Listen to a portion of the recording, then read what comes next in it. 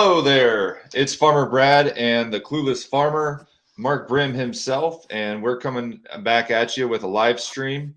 And this is making history for our YouTube channels. It's broadcasting live on the Farmer Brad Facebook page, the YouTube channel, and it's also broadcasting live on the Clueless Farmers YouTube channel. So how are you doing, Mark? History making. We are making history tonight. And I want to thank our sponsors. Wait, we don't have any.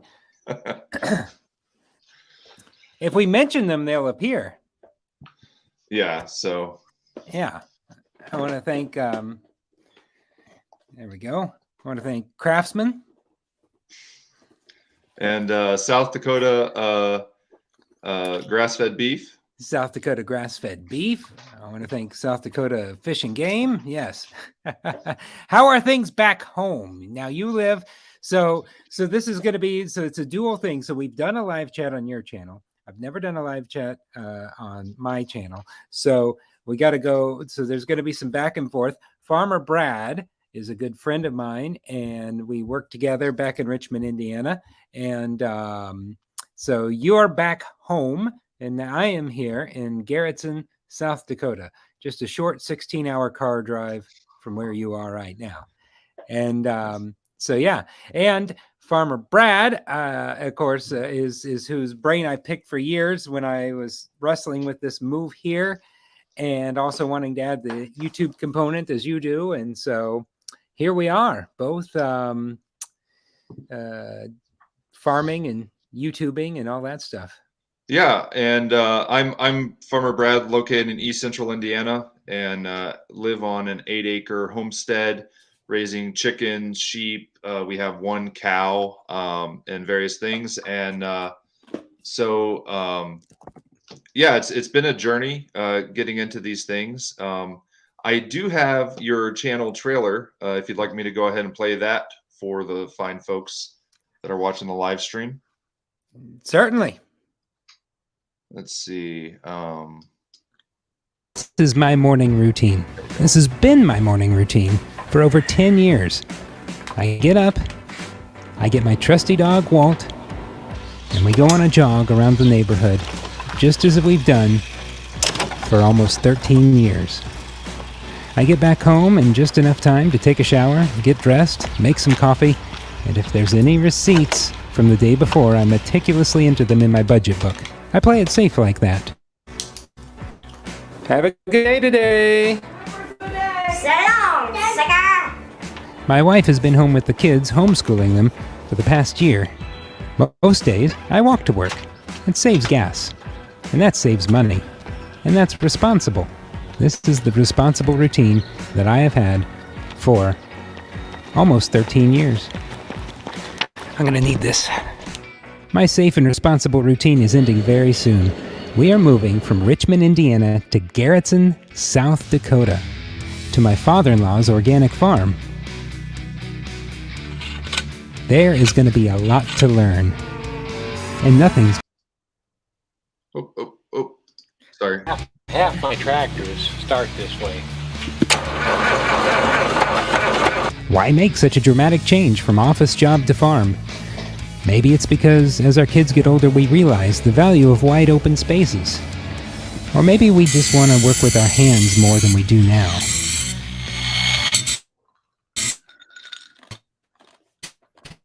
Yes, for sure. Going from office job to farm. I don't know. So I was going along, windrowing, and it just went like that. And so I found this thing.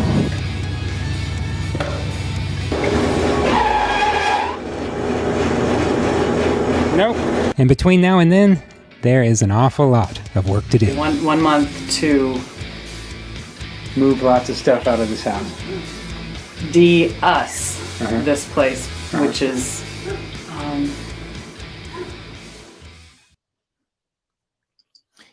and likewise, so that is my trailer going, or the whatever you want to call it, the channel trailer, whatever, going from Richmond, Indiana to Garrettson, South Dakota. And likewise, since we're like dual interviewing each other, you went from California to Richmond, Indiana.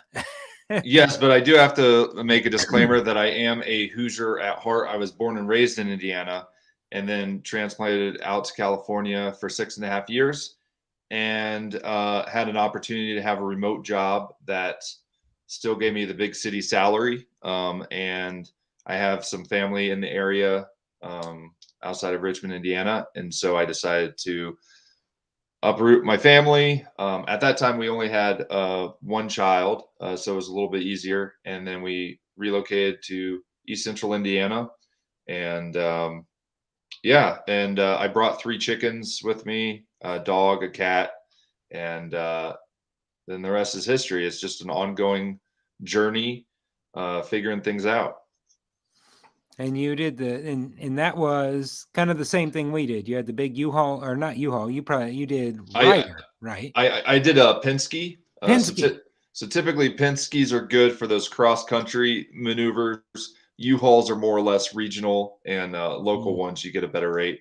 And so we had, I think, the 24-footer with a car carrier on the back, and then we had a Ford Ranger truck on that car carrier. And then I had a little transport crate that I built for the 3 chickens, going from, I think they went from 60-degree temperatures down to like 20-degree temperatures in Indiana at that time. But Wow. And how long of a drive was that?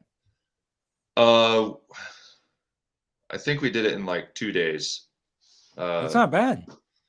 Yeah, I felt like a trucker after the end of that. Yeah. That is it's stressful. I mean, the truck is so big, if you're not familiar with it, because we did the biggest one, so I don't know what that is. Maybe that was 24. Probably 26-footer. 26. We did that, and then same as you, I had the car carrier on the back, and I had my pickup truck on the car carrier. We did it it took us 26 hours because we started through the night after a long day of packing, and we had to stop quite a few times just to take cat naps, and we were driving slower just because I was very nervous the whole way here. I was very nervous because I had a full-size pickup truck on that little car carrier, and it didn't look right. It looked like it was getting ready to fall off the back. Yeah. And so I still get stressed thinking of it. We've been here 4.5 months, and that whole drive here, every bump I hit, I thought, my God, this thing's going to break loose and it's going to wipe out an innocent family driving down the road. And I spent 26 hours terrified, and now we're here. Well, one thing you definitely have to keep in mind is when you pull off the highway to make a pit stop, you want to make sure that you can get all the way through. You do not want to have to back that thing up. That's for sure. Yeah, I got caught in that situation only once during our trip. But yeah, I wanted the biggest truck stop possible the entire trip here. Luckily, we didn't have any chickens with us. It was just my wife and our 2 boys were in our other truck. And then I was in the U-Haul truck pulling the trailer. And then our dog was in the U-Hauler truck. And our dog, I mean, we told him we were getting ready to move, but he didn't seem to understand it. But he didn't help you pack any? He didn't help us pack. He didn't know. So as he's laying in the house that he has known for 13 years, we clear out everything around him. So he starts to get suspicious. And then it's midnight, and we had to be out of that house that day. We wound up running very late on everything. So we're putting everything in this truck at midnight, and the dog's getting a little worried. And then I put him in the U-Haul truck, and I think he knows that everything that he knows is his life is behind him in this truck. And we're just barreling down the road in the middle of the night. And he was nervous. He was panting. He was fogging up the windows, which was making it more stressful. And so all of his usual smells were quickly dissipating. And then he everything was dissipating. South Dakota and had a whole lot more new smells.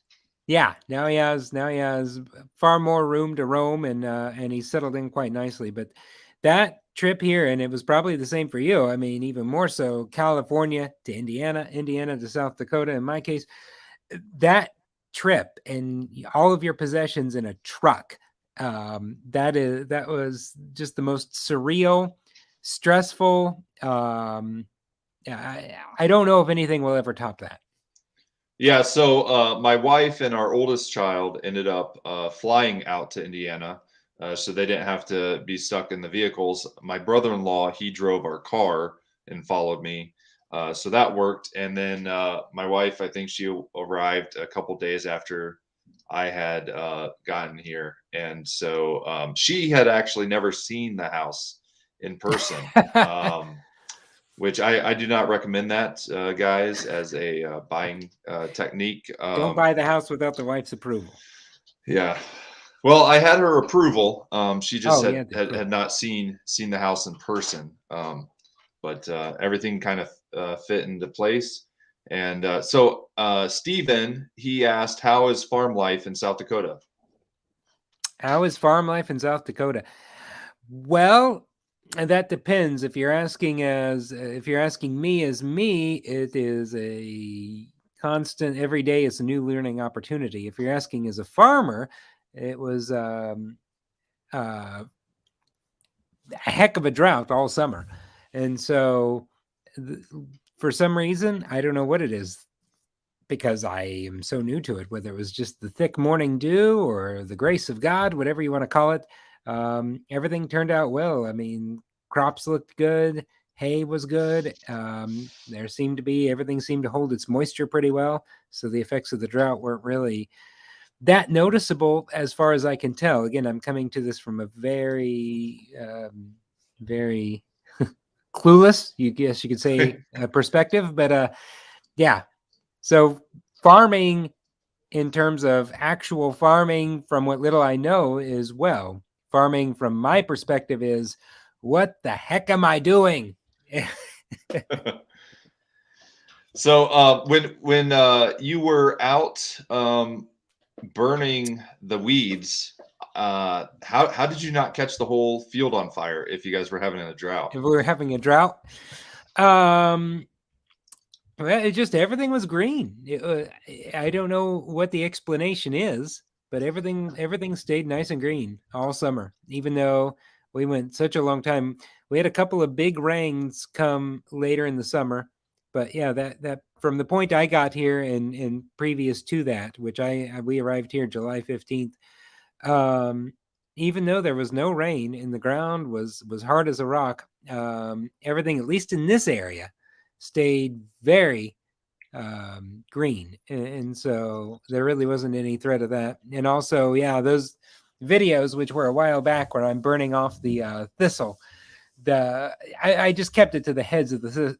Okay. And so yeah, Gotcha. but that was a problem we didn't have in Indiana, because prior to leaving here, we had a lot of rain, and so more rain than we needed at that point. And so it was quite the transition coming here, and yeah, everything was dry as a bone. But then the rains came periodically, and then I found myself having to even do just basic things like mowing the yard. I was doing that up until early November, which was weird, because back in Indiana last year, 2020, I stopped mowing in August. There was no mowing past August for most people. So I'm basing a lot of that. I mean, mowing, when it comes to farming, mowing your yard is pretty inconsequential, but that's still kind of my barometer for things, having lived the town life for so long. Yeah. So.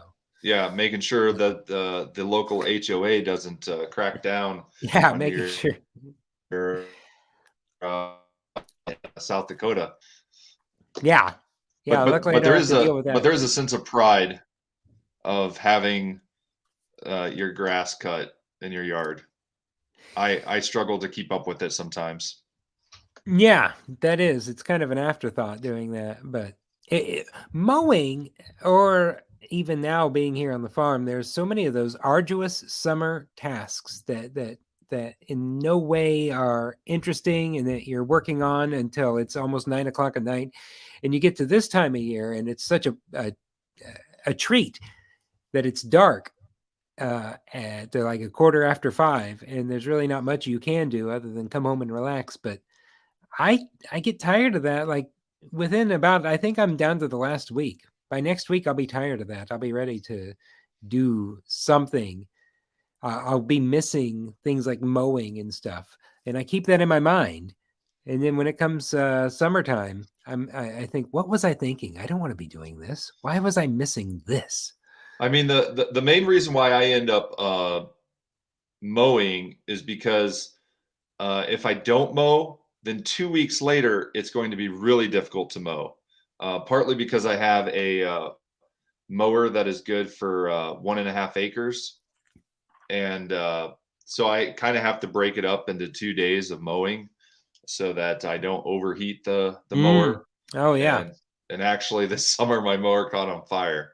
It 'Cause caught on fire. Yeah, the battery, I was like on a slanted hill and there's a metal bracket that holds the battery in place.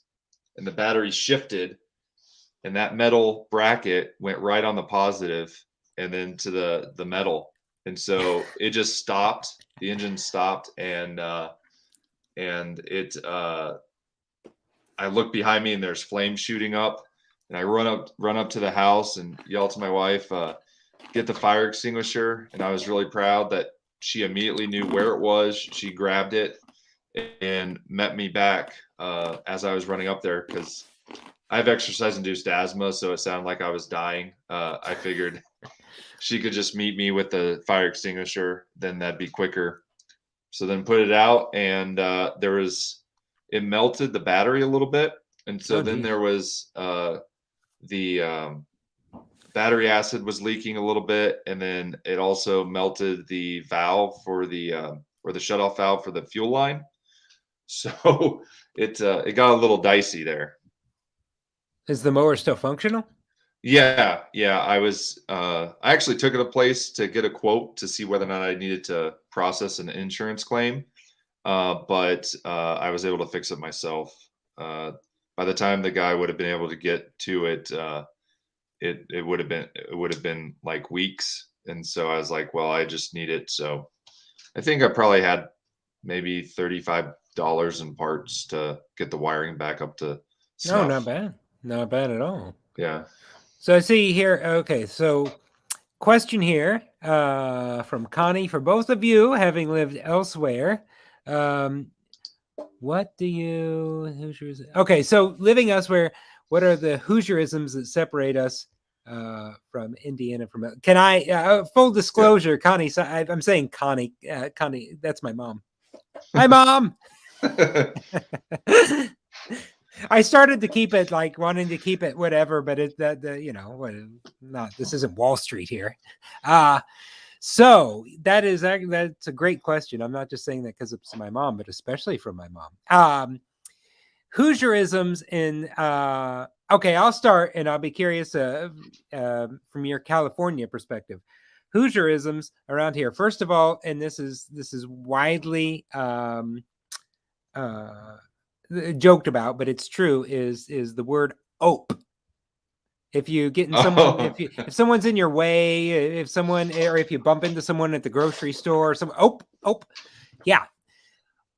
There's realize. No ope doesn't exist around here. There's no one oping around here, but I ope all the time. I mean, someone is coming out the door as I'm coming. Ope. I'm the only one who opes. But the other thing is, there's a rule in Indiana. This is law. Is that any this is gonna sound I don't know what, ageist and sexist. I'm gonna be both. Any female over the age of, I'm gonna say 60, who works in the service industry must call you honey or dear. That just happens in Indiana. You go to a restaurant or you go to the mini mart. Oh, hi dear, hi honey. No one calls me honey out here. No one calls me dear. I'm none of those things. I lived in a small town in California, and the lady at the counter at the little gas station, she would call me sweetie or hun. Oh, really? And stuff. But I think it was because it was such a small town where the way they vote for their mayor is how many raffle tickets you can sell. That's a town where you're going to be called honey. That's for sure. Yeah. Well, that is, I would say, yeah, Indiana to South Dakota. There's a lot of that surface level chat in Indiana that happens when you run into someone. Just, oh, hey, yeah, whatever you want to, you talk about the weather out here. There's a point Now, thus far in my interactions, there's with people whom you don't know, but you're talking to a cashier or someone like that. There's a point to what you're getting to. There's a point to the business. There's a point to what you're striving to. There's no surface level, hokey kind of chat. And so, if I'm in an abnormally good mood and I go somewhere and I am acting like myself in Indiana, it's noticeable in a way that I can't explain. If I went into a parts store when we first moved here, we had some trouble with the car. We're I don't want to say we're poor, but we have older vehicles, older stuff. Making that trip here was stressful on pretty much every item we owned. And so I had to go to the parts store about 5 different times. And so the 5th time I went to the parts store, I said, we just moved here and I've been to this. I've had to come here 5 times now. And then that's where an Indiana person behind the counter would say, oh, well, I don't know what, 6th time is free, some kind of just pointless joke. And the woman at the parts store said, okay, so what do you need? I mean, the everything is just, there's A to B, 1 to 2 to 3. So, and that is quite the cultural shift for me. So, yeah, I would have to say that. Just arriving. Did I miss? No, Jeremiah, we haven't talked about Christmas movies yet, but we will. So that is my South Dakota or Indiana, South Dakota rant. Now, Indiana to California to back to Indiana. What would be your Hoosierisms? I would say that out in California, I compromised, and while I lived in California, I would say soda pop, but I was used to saying pop in Indiana because pop is the sound of when you pop open the can. Yeah, is my thinking with that. Now, with moving to California, I realized that I think some of the verbiage was probably isolated to my family. So one thing, a vacuum, I always grew up with calling it a sweeper. But a sweeper typically people would say is a broom, that you're sweeping with the sweeper. Yeah. But I always grew up with the vacuum being called a sweeper. So, but I think that was isolated mostly to my family. But and now there is one that is unique. I think it's just unique to Richmond, Indiana. Is that Richmond, Indiana is the Rose City, and so when you live in Richmond, the street or the sanitation department has the trash thing for you, the trash can that you roll out to the alley. They're called Rosie Rollers. Oh, in Richmond, they're called the Rosie Rollers. And when we were here visiting my in-laws in Wisconsin once, there was some situation where we were taking stuff out or something, and I said, "Where's your Rosie Roller?" and what the hell are you talking about? Rosie Roller? And they probably said next to the bubbler. Yeah, next to but for some Rosie Roller, just I thought your rolling trash can that you take out to the curb, for some reason in my mind that was a Rosie Roller, because that's what it's called in Richmond. But I've used that before. And the other thing I've used out of state before is the game where you toss a beanbag in the hole and the thing. That's cornhole. Yeah, that's cornhole. That's cornhole. You talk about playing cornhole outside of Indiana, people. Yeah. Beanbag toss. What do they call it? Beanbag toss. I guess the only way you could get around that is if you cut open what's inside. Typically, it could be like shelled corn. Yeah. But if it's a beanbag toss, then maybe they have like dried beans in it. I don't know. Could be. Maybe that's the determining factor. Beanbag toss.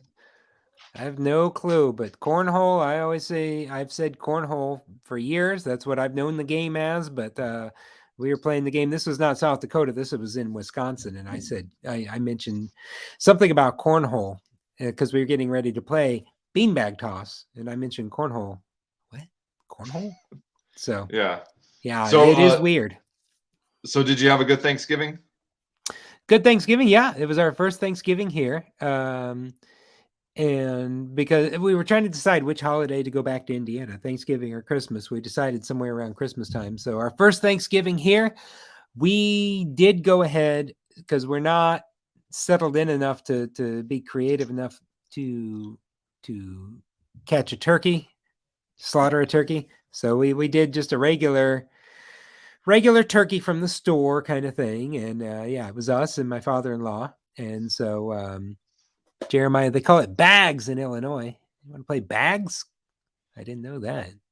So yeah, it was just a normal Thanksgiving here, but we have tons and tons of wild turkeys around here. So my goal is between now and next year, catch a turkey, a wild turkey. Yeah. And Yeah. I Catch just a need turkey to that you don't have to raise. Yeah, a turkey you don't have to raise because we have a ton of, and they're great. They're valuable. There is, I want to say, upwards of 100 that just patrol this area. This farm that I'm on, well, it's all one farm, but this farm, then on the other side of the road is my father-in-law's place, and in that farm, and between this entire area, there's this giant flock of turkeys, and they do a great service because it keeps down the ticks, fleas. I mean, they're always just pecking at the ground, and so it's great to have that flock here. But yeah, they can spare a member. So I guess if one of your guinea fowls end up being mean, you might try that for Thanksgiving. yeah, maybe One of try those. that. They're not mean, but I'm learning guinea fowl are dumb. They are dumb. There was a guinea fowl. The guinea fowl, we have 5 guinea fowl and 4 chickens, and the guinea fowl separated from the chickens and went behind a woven wire fence. Woven wire fence is, this tall. And they were terrified. I just heard them squawking. This was just this morning. And they were terrified because they wanted to get to the chickens. Now they can fly over the fence. They can fly. They can do that. Yeah. So I tried to chase them down to the gate so they could go through the gate. They got so scared, they flew over me, but remained on the other side of the woven wire. They flew over me. I'm 6'1", but they didn't fly over the fence that is much shorter than me to get. They are stupid, stupid birds. But Thanksgiving, how was your Thanksgiving? How was Thanksgiving back home? It was good. Spent it with some family and my sister and brother-in-law. They came down from the Chicago area, and we actually had hothead burrito catered for Thanksgiving, Really? which actually was kind of a nice change of things. You don't quite get the coma turkey, the turkey coma, and didn't feel like you just immediately had to lay down on the couch and go to sleep after Thanksgiving meal. And This was at your house? No, this was at my mom's house. Gotcha. And then while we were all just minding our own business, playing games and stuff, and we heard this loud boom, and it ended up being a tree fell on my stepdad's shed, and luckily no one was hurt. And I'm kind of glad that it went down when it did, because if it would have been during the summer, we might have been sitting at the picnic table that just kind of exploded. And so Saturday morning, myself, my brother-in-law, and my stepdad, we ended up cleaning up the tree and tried to jimmy rig things. So one thing we did was we had a come along and a chain, and we were on a tree and got it tight so that when we cut it, we knew that that part of the tree was not going to roll the opposite direction we wanted it to. So, and it was kind of difficult because it was falling from a hill, and so the tree was suspended, and then we were trying to get it so that the tree was all on the ground so it could be easily processed. So that was pretty eventful. And the tree just fell just randomly, or you had winds come through that day, or? I didn't think it was very windy, but my sister said that there was some gusts of wind, but we looked over at the roots and it was just all like rotten. The roots were, but the tree itself I think would make some good firewood, which got me thinking about a wood splitter. But then I got to looking at how expensive those are, and it's like a good one is like $1,000 to start off Oh with. yeah. Oh yeah, they are expensive. They are more than expensive. Yeah, And the so wood now is because you have a wood stove, right? Your place? yeah, we have a wood stove in the basement. We were cutting it up with an electric chainsaw, so we mainly were just trying to get the lumber out of the way. Hmm. And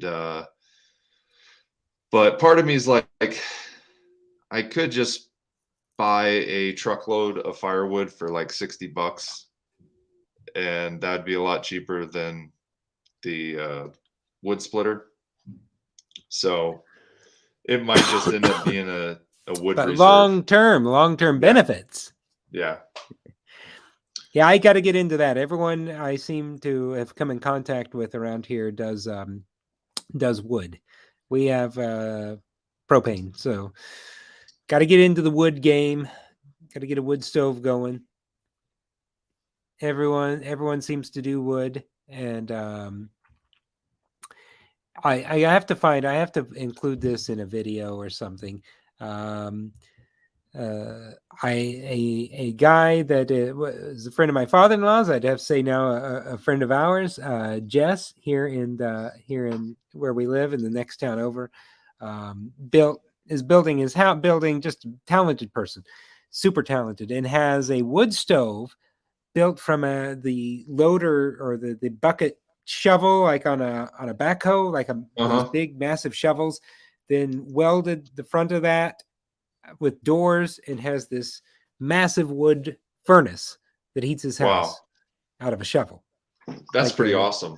Yeah, it's amazing. If I knew how to share, I'd find the photo of it or something. But yeah, it's amazing. I have to get that on video sometime. Just that alone. Just ask him if tell me about your stove.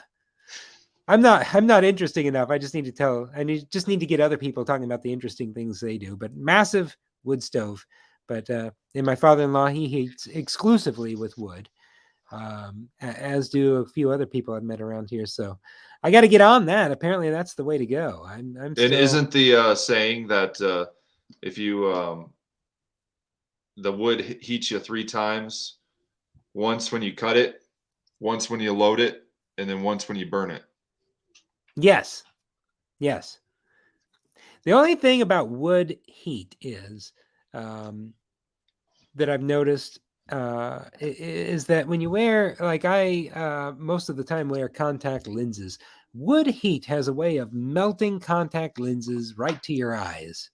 Ooh, that's not whenever good. I'm in a room with wood heat, I can feel my contacts fusing to my eyeballs. There's just this dry wood heat air that does that. But I got contacts one time, and I couldn't I didn't like poking my eye with my finger all the time, so I ended up getting glasses the next time around. That's been one of the unhandiest parts of being out here, is being a person who's contacts are handy because they are. I just noticed this because I'm out working more than I have in years, because I worked a pretend office job before. But you could do whatever. I mean, what did it matter? I was sitting in front of a computer all day, just clickety click. But now out here, contacts are handy because you don't have to worry about your glasses, because you're always knocking and banging around and stuff. But there's so much dust and dirt and debris and all that stuff that just so then you wear your glasses, but your glasses are always just getting covered in the same dust, dirt, and debris or whatever else, or you're knocking into things if you're down in a weird area. So there's not a happy medium other than LASIK. But I'm beyond LASIK. I'm so nearsighted. It's just that's my Achilles heel, is that my eyesight is so incredibly weak. But so I almost feel like maybe this is taking a turn. This is being sad now. Maybe you need to go with the Mad Max goggles. Yes. And just to keep the dust out of your eyes. there's long term. I'm gonna have to think of something. I couldn't happen like when we first got here, and then I jumped straight into just trying to learn everything I could about farming and everything. It was just 1 day contacts, 1 day glasses, 1 day glasses with sunglasses over the glasses, which I seem to settle in. I couldn't find the right eyewear situation for this gig, and I'm still working on I'm still working on that, the right eyewear situation.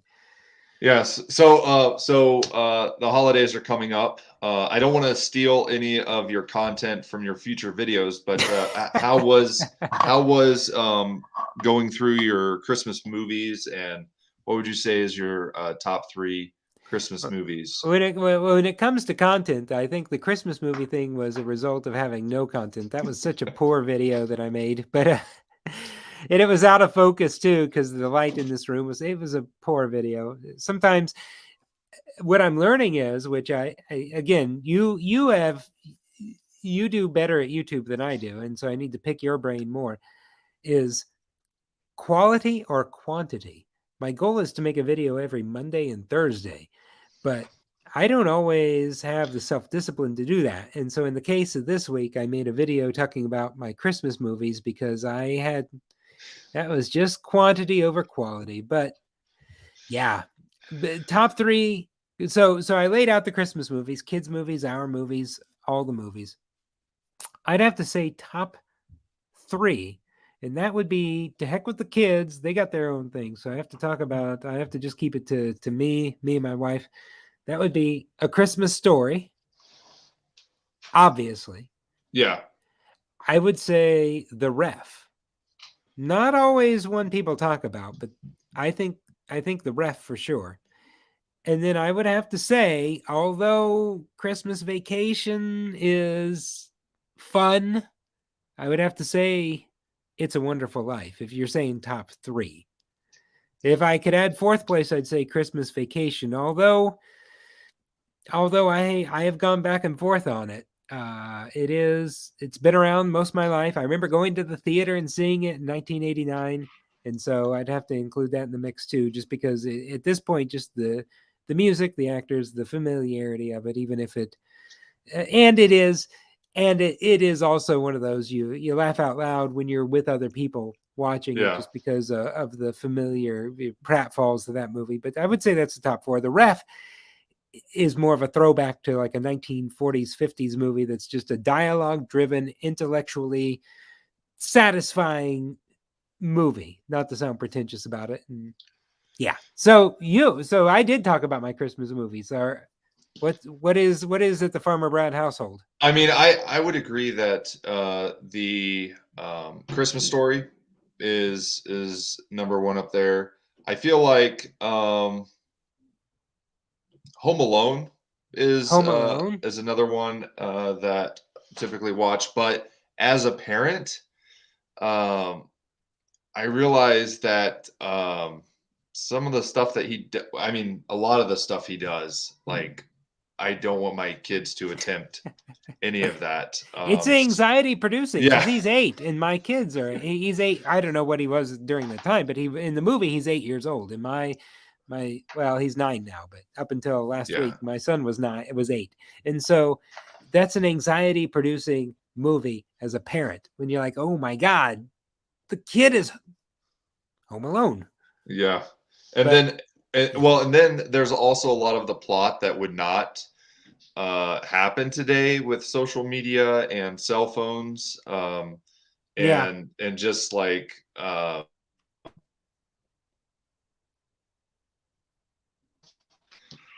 and I say that Elf is another top 1 in our household for Christmas time. Elf, yeah, I didn't even mention Elf. I've only seen it a couple times, but that's a good movie. Like, I should add that to the collection. Yeah. So in your case, Christmas Story, Home Alone, Elf. Top 3. Yeah. Top 3. Yeah, that's what I would say. That's good. But it doesn't mean that I don't watch. It doesn't mean that I don't watch the Wonderful Life or is it Mr. Washington Goes to, Mr. Smith Mr. Goes to Washington. Oh, Or, Mr. Smith Goes to Washington. Yeah, or both Jimmy Stewart movies. yeah. Usually those are back to back. I think when they play them on TV sometimes. Oh, they are. I should get TV. Yeah, those are great movies. It's a Wonderful Life. Yeah, that movie is. You can't watch it on repeat as you could, many other Christmas movies. And it wasn't even originally meant to be a Christmas movie. It just happened to be released during Christmas. But the biggest part of the plot falls during the Christmas season, and it's kind of become a Christmas movie over time. And do you see any parallels between that movie and current situations today? What if I were never born? What if I never existed? It's a Wonderful Life. It is one of those movies, even if you watched it 100 times, 1,000 times, it does kind of put you in your place at the end of that movie when you realize, because here he is, he's struggling, toward the end of the movie, especially. I mean, he's down and out. He's, of course, had a very mediocre life. He's, low on finances. He's pretty much all of us all the time. And so he takes himself out of the equation, and he gets to witness that. And although they take it to this extreme, you do realize just existing, the influence you have on other things, assuming you're a somewhat decent person.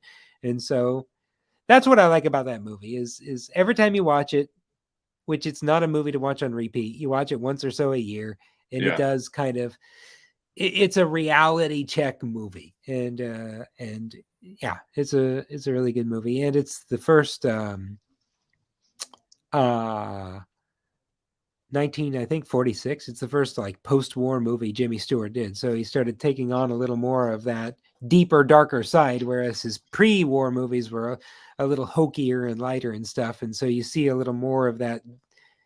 I'm getting way too Roger Ebert here. So, do you like pumpkin spice or do you like eggnog? Now that's a question. Well, my only experience with pumpkin spice is getting pumpkin spice cappuccino at the mini mart and adding that to my coffee, in which case I love. This time of year, though, it's eggnog and rum all the way, which I haven't done yet. But yeah, eggnog and rum. Yourself? I like eggnog, just the standard basic. I don't like the extra flavors added to it. And then my wife, she likes peppermint mocha iced coffee. I'm not really an iced coffee person. I'm typically a Speedway cappuccino. Push the button, you get pretty much the same results every time type of person. So I don't really have I'm not really a coffee connoisseur person, but I do enjoy turtle cheesecake drink from Roscoe's. Oh, Roscoe's. That's a bit of home there. Yep. I haven't been to Roscoe's in a long time. Well, and they just moved into the new building. From the Depot District, they moved over to the Loft building. Right. They moved to where the pizza place was there. I have a lot to catch up on. Just what will come up on 5 months away from Richmond. There will be a lot to see, a lot to catch up on. Yeah. Such as going to some of my familiar favorites. The one thing, anyone from Indiana who's watching this, I'm going to offend, but when I go back to Indiana, I won't be going to Pizza King. Don't care for it. Everyone who leaves Indiana, everyone who leaves Richmond specifically, or Indiana in general, always makes that trek back to Pizza King. Don't care. Don't like it. It's too expensive. Now, I would say 1,000 Degree Pizza is the best pizza that we've had since moving to Indiana. And that's just north of Newcastle. But if you time it right, you can go to Hagerstown. There's a marathon station, and you can buy 1,000 Degree Pizza that has already been cooked a third of the way, and then you finish it in your oven. Really? I missed out on this. But it still has the price of if you went to the restaurant. So you don't save 2/3 on the pizza. since you're having to cook it the rest of the way. It seems like the thing around here is Pizza Ranch. I don't know how regional that is. I don't have a clue. Pizza Ranch is the thing around here. And so I went to Pizza Ranch once and have to say, don't care for it. And I'm not the kind of person who doesn't not like food. Pizza King is just because it's too expensive and overrated back in Indiana. So around here, it's Pizza Ranch. I don't know how endeared people are to it, but it's not. I mean, it's just like if you got an oven baked, tombstone pizza. There's nothing to it. So I have not had a really good slice of pizza yet, but I also don't know where to go, so I can't criticize that. 1,000-degree spare rib. They do spare ribs as well. I haven't had their spare ribs. I've only The been things there I miss. once with the pizza. But The things I miss. and then at gatherings, my family typically does deviled eggs, which I'm pretty excited about. I've joined some Facebook groups, and people make deviled eggs out of quail eggs, which I feel like would be a lot more difficult. Yeah, they're tiny. Yeah, real tiny. So are you producing? So speaking of quail, you have quail. Are you? So what's the quail situation like at the Farmer Brad Enterprise? So they are still in the brooder because I'm still working on finishing the room in the barn. But they're almost 4.5 weeks old. And so at week 6 is when they should start laying eggs. And then at week 8, they're sexually mature to be able to reproduce. And so at week 8, then I'll take 10 days and gather all the eggs, put them in the incubator, and then I'll be able to create the next generation, and just sort of keep that going. So I don't know how many quail will be able to fit in the room in the barn. So I'm just kind of gonna grow my quail flock as it grows, as it can fit. Wow. And you'll be doing the eggs and stuff as well. Like you'll have or will you be doing eggs, experimenting with them? Deviled quail eggs? Yeah, so I've had quail eggs before. I have not had quail meat before. But one video that I want to do is to try quail, and videotape my grandma trying quail for the first time and see what she thinks and what her thoughts are on that. Yeah, I can't say I've ever had quail meat. Wow, quail meat, quail eggs, because I haven't even thought of quail meat. I've only thought of quail eggs because I know they're a lot smaller, but apparently packed with protein. They're very healthy. Yeah, protein. Yeah, they are. And good fats. You actually use scissors to because they're so small, you can't really crack it open without making a mess. So you take these scissors and just cut the top off, and then you pour the contents of the egg out. Wow. Huh. I'll have to look into that. That'll have to be a long-term goal, as we currently have a flock of 9, and so build it from there. Yeah. I just wanted to be respectful of your time. How are you doing as far as time? Pretty good. I do. Yeah, I have to head out here in about 15 or so minutes, but yeah, Okay. I'm pretty good on time. Okay. Thank you for reminding me of the time. This No. is this is fun, and yeah, thank you for including me in. So this is on your channel, and you made it to where it could be on my channel, and then I'm going to try to experiment with this format, this setup here, and do it. Do some more of this as well with you, with I guess with you and whomever else I can rope into this, because it's a neat thing to do the live chat and just kind of over time. What I've been doing is a lot of these canned videos where there's either a theme or no theme. Sometimes I try, sometimes I phone it in, but when you do it live, even if someone's watching it after the fact, it's a little more genuine and just kind of out there on just what your thoughts are and what you're going through if you're vlogging your farmy experience, depending on, especially on the different routes you go on with it. Yours is a genuine rural experience, a how-to experience in the building and creating of things. Mine is breaking things and wasting others' time. But you do a great job at storytelling, the storytelling aspect and piecing those together. I don't really have the ability or the time to be able to piece those things together. So I try to have mine more very specific topic, crank it out as soon as I can. And but I'm sitting on probably like 5 to 6 videos that need to be edited. Oh, really? Yeah. So, but I mean, that's one thing. If you can film a whole bunch during the warmer weathers, then during the winter when it's darker, colder, you can edit those out and generate some fresh content that people haven't seen before. I've noticed that with a lot of people on YouTube. I have actually done the opposite or not the opposite, but I've burned through all my footage. I never had any excess footage. And so if I stick to my, imaginary schedule, I have to make a video Thursday and I currently have no footage, but there's other YouTube channels I've seen, such as, what was the one I was watching? A one called Junkyard Digs. This is an addictive YouTube channel where this guy just goes out and starts cars that have sat in the woods for 30 years. But I noticed impressive. It was coming on. Oh, it's great. This guy is a genius. Well, he's like a kid. He's like 22 and he's doing this.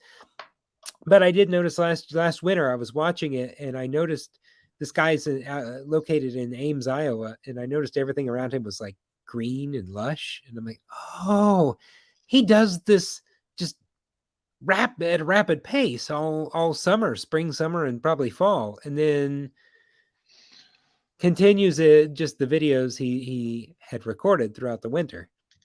It took me well into the winter to realize it's not sunny and 70 in Ames, Iowa, but once that hit me, I realized, yeah, there's no shortage of things happening and things doing, but it is the self-discipline of having a camera with you and doing it, especially in my case, as I'm learning and going along. I also am not very well disciplined about keeping a camera with me or filming what I'm doing just because I'm trying to do it. And I had thought about making a video where it's themed based, and so like one video would be telling the story behind every pothole that's on my farm, and then I talk about how it got there while I'm filling it back up.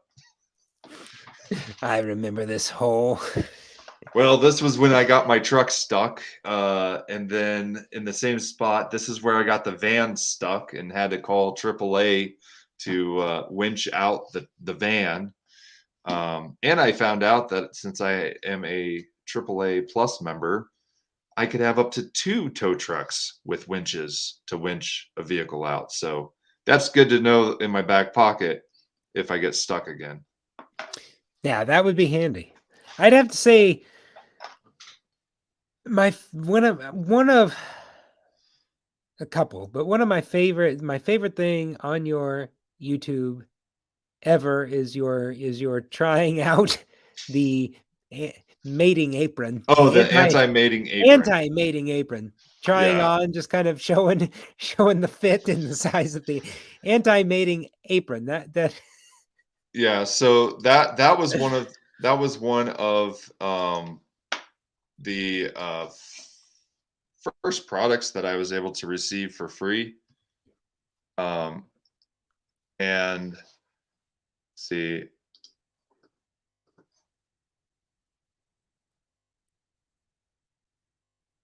I'm just going to bring up the screenshot of it. Let me bring it up. So where is it? Yeah, so right here is the try on the wearing and showing the anti-mating apron. Yeah, so if you are familiar with it, this. I love the name of it. I love that you're wearing it. There's so many elements to this video I love. Well, it was because our livestock guardian dog, he was jumping on me, and I was trying to read the information about it, and so I was just like, well, I'll just put it on while I'm talking. But this was at the beginning of raising the sheep, and I wanted to be able to put that on the sibling to the ewe, so that I could try to avoid inbreeding at such an early stage in my flock. So that's It's the pretty story of much. the anti-mating aprons. I don't know why that just cued into my sensibilities, and I love the especially the try-on. The try-on of the anti-mating apron was my favorite thing. Yeah. Oops. Sorry. I am okay. See, you open up lots of tabs. I am a 98-year-old woman, and I open up windows. I open up window after window after window. I want it all to be its own entity. But tabs Well, are the way.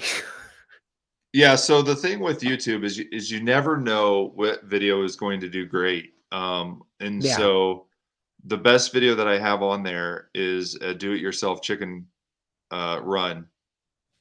And that I mean it was just pretty 40,000 much views. it's pretty much just putting four 2x4s together and then some other 2x4s and just making like a rectangle cube or a rectangular solid with it. And then this was the backup camera. And the thing I've noticed is if you have a specific model of an item and you put it out there, there's going to be someone that is trying to install that specific model Mhm. item on a model vehicle and stuff. And then this one, how to change from Fahrenheit to Celsius, is seriously like a 56-second video of just a portion 34,000 of my views. instruction. And yeah. Wait, look at that. 40,000, 39,000, 34,000, 17,000. Wow. I But would kill just to have 400 views. and then But part of it is you're telling people information that they're looking for and want to know, and that's a valuable thing. That's one of the most valuable things of YouTube. Whenever most of the time my going on YouTube is not for entertainment, but I need to know the solution to a problem, and that usually someone kind-hearted person out there is experienced and shares their solution too. Most recently, how to change the gas tank in a 1985 pickup truck. How do you do that? Someone done it. They made a video of it. Now I know. or can you switch it over to a fuel cell? Yes, that's my. It's gonna be nuclear. You'll have a container that the passenger just has to hold on their lap, and then that's the fuel supply. That is the fuel supply. That is my mascot. If my YouTube channel has a mascot, it's my green truck, and it's currently out of commission. While it's sitting in the garage waiting for me to put a gas tank in it. And I don't know if I'm bright enough to do that. I'm still waiting on 2 other parts to arrive to make the dream a reality. But until then, I'm without a mascot. That's my mascot. That's my thing. Yeah, with I've never replaced a gas tank, but my stepdad did, and what he did was he used a floor jack in order to help lift up Oh the yeah. gas tank into position, so that then you can get it squared away. But I made the critical error of still using my truck, which wasn't the error. It was leaking gas, but what the heck? And I thought I'll just run it out of gas, and then my tank will not be that heavy. And once I run it out of gas, if I'm not ready to replace the tank yet, I'll just put in more gas till I'm ready. But I finally ran it out of gas, and it won't run, and I can't get it. I pour gas in it, and nothing's happening. And I was stranded on the road, but I kept some extra gas in the truck, and I couldn't get it going. So we had to take a tractor today and push it into the garage where it's sitting now. But I don't know now what I is the did. fuel line clogged with rust, like It the filter, the might fuel be. filter? I got underneath it to try to loosen the tank the other day before I realized I needed to get new hangers for it, as well as I had new straps, but I need to get new hangers as well. But I was jiggling the tank around a lot, so I think I jiggled something loose. So I need to replace the fuel filter and perhaps even put in an inline fuel filter to be safe. But that is uh, that's one of the things where if I lived back in town and my gas tank was leaking, I would take it down to the garage I'd always go to and just ask them to do it because they were great and reasonably priced and could do it. And I parked on the street and so didn't really have the space or the confidence to do it. But out here, what's my excuse? It's sitting in a barn right now. It's sitting Yeah. in a little barn, and so I have no excuse. Space isn't an excuse, and really the space is the big thing because then you can take something apart. You can spread tools out everywhere. It's not like you're sitting on the street, and so I was going to take it somewhere to get it fixed, and then I realized, no, what's the whole reason I came out here to learn about these kind of situations and to figure your own way out of them. So You that's can going to break it be, out into a 3-part series.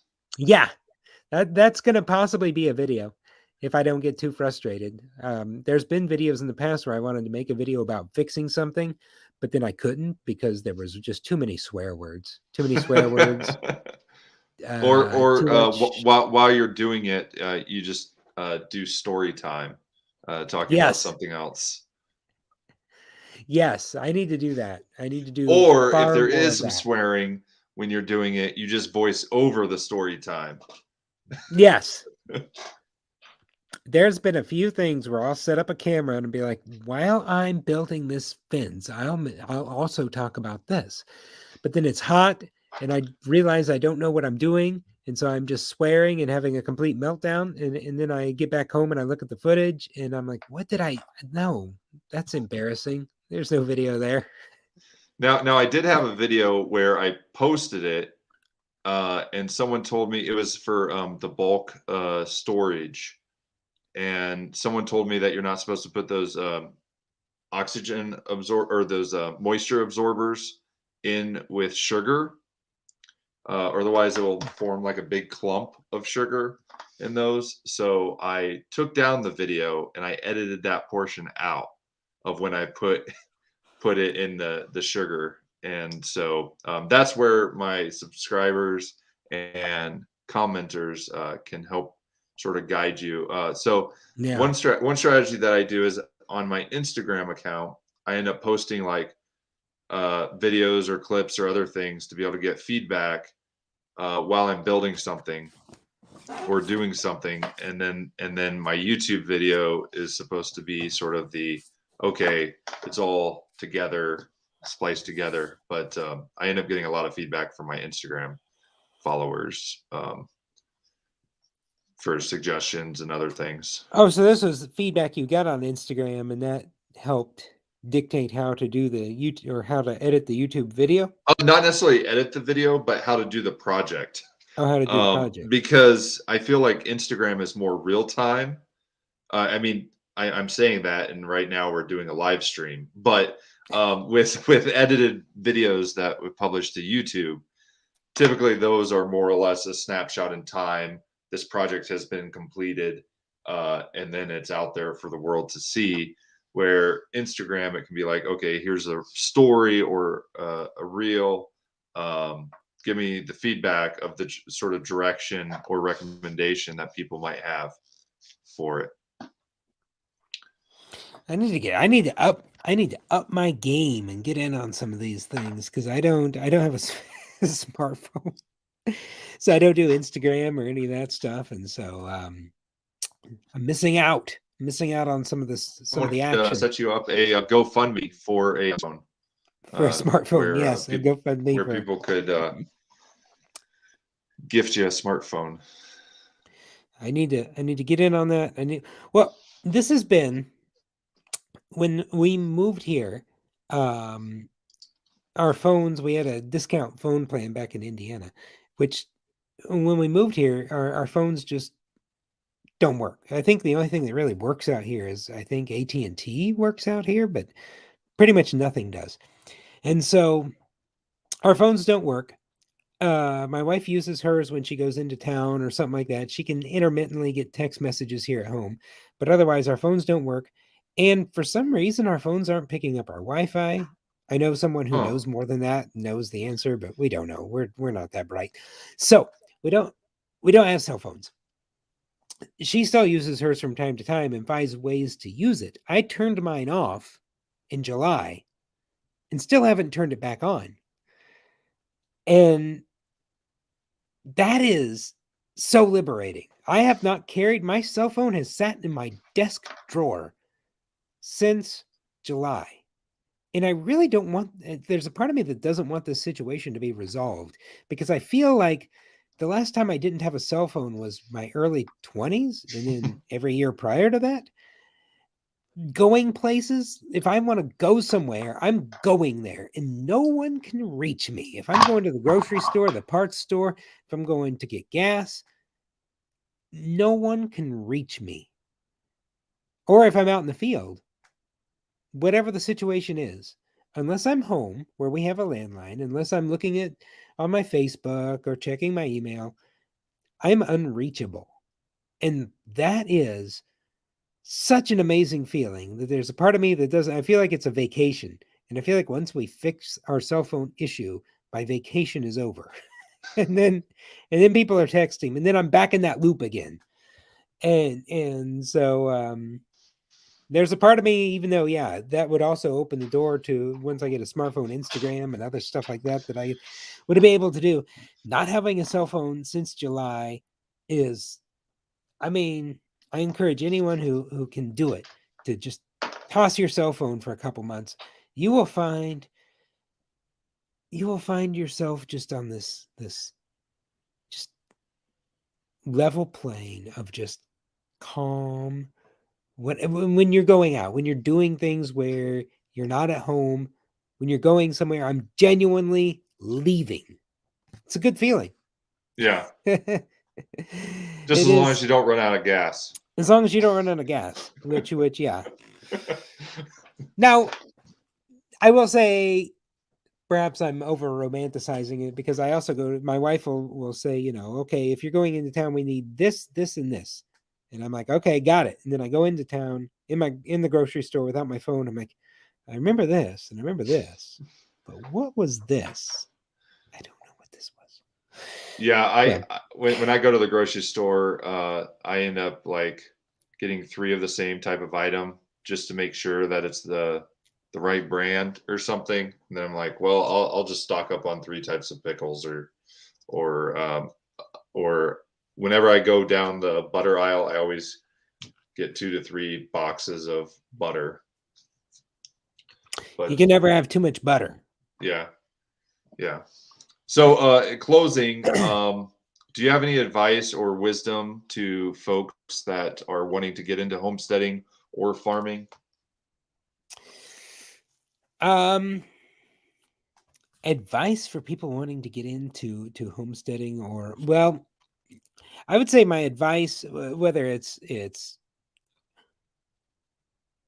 I guess it's not even homesteading or farming. It is for at least what I perceive is what I try to do sometimes, at least with the videos I make and stuff like that, or what I hope to do is just getting out of the system, whatever you want to call it, getting out of how, like someone asked me recently, how long have you been on the outside?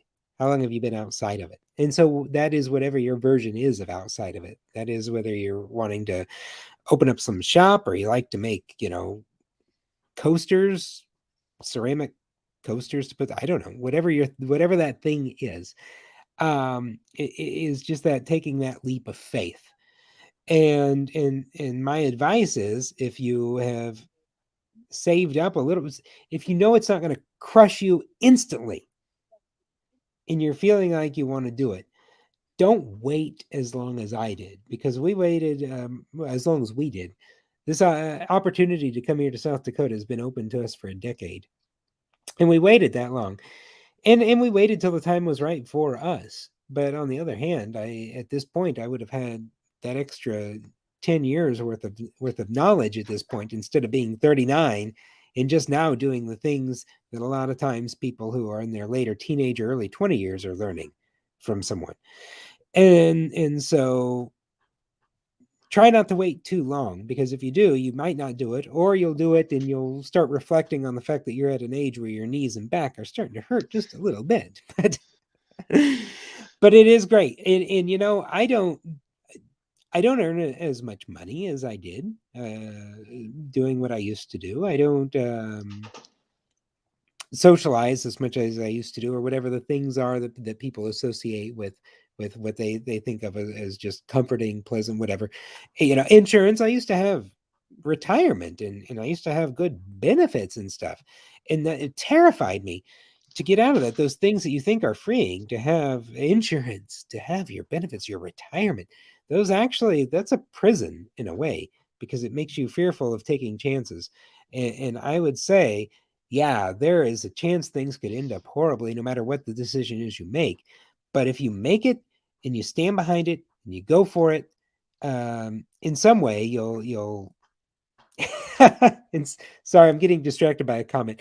And you'll feel happier for yourself.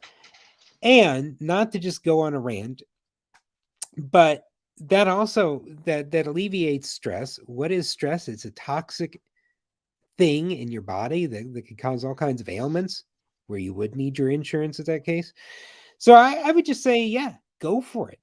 Or plan to go for it, and not just jump off that cliff, but make a plan to go for that thing that gets you out of whatever that system it is, whatever that stronghold it is where you're not fulfilled. So I've taken kind of a circuitous route here, but that is my very loose advice.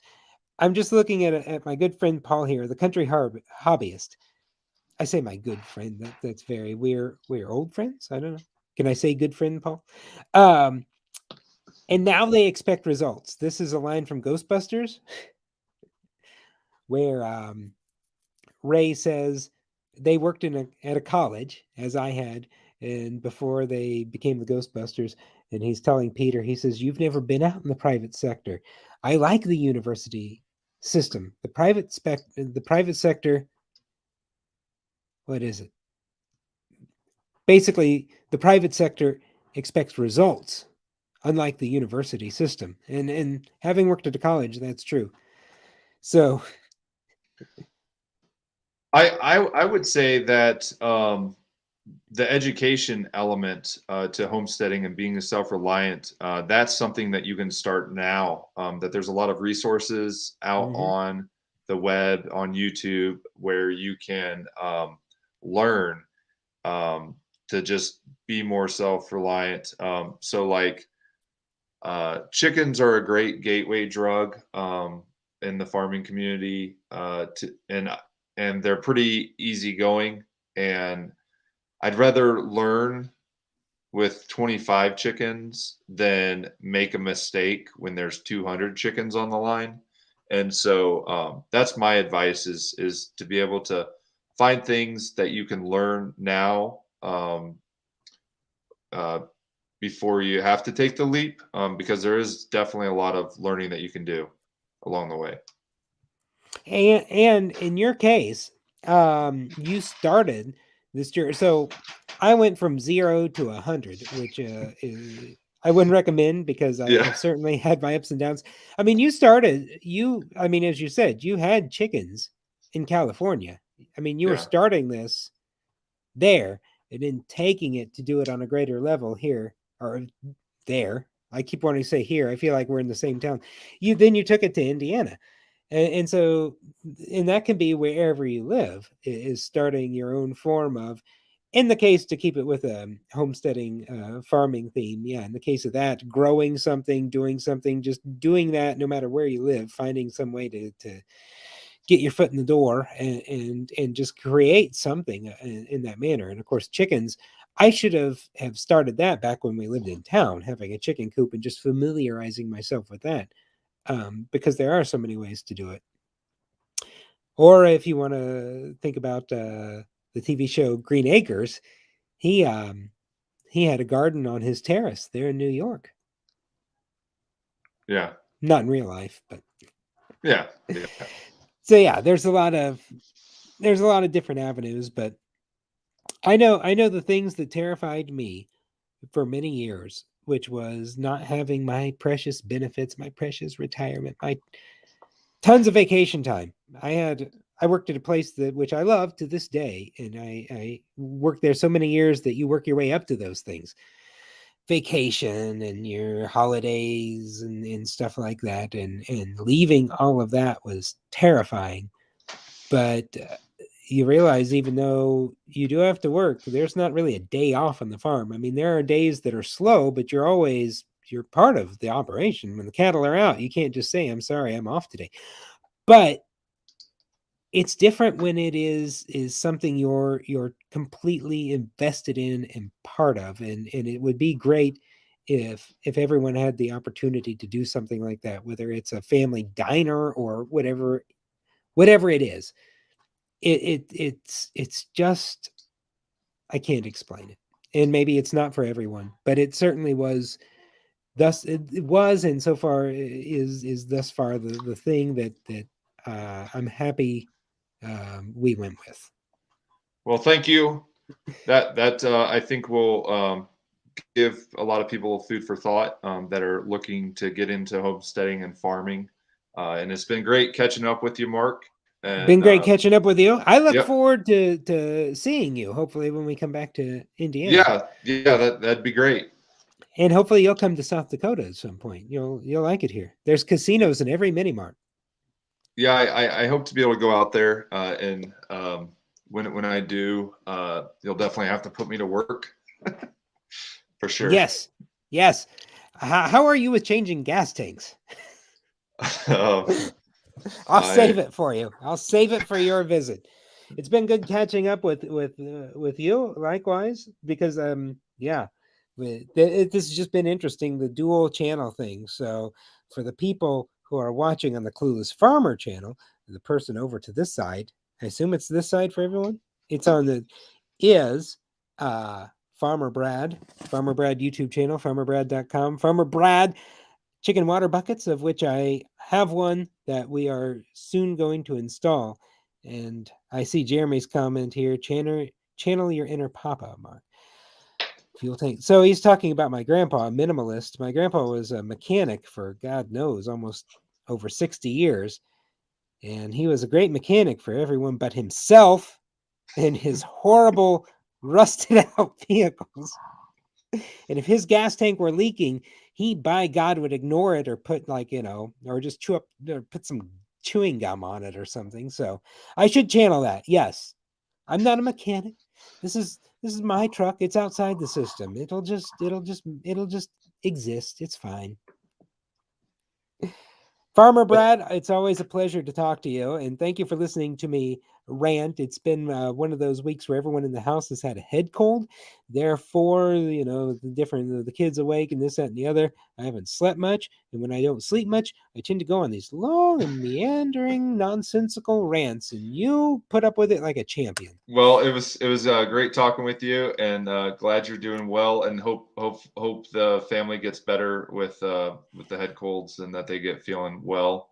And I'm sure we'll schedule another one of these sometime. Until then, thank you everyone for watching. Make sure to subscribe to the Clueless Farmer on YouTube, and watch our videos. And thanks.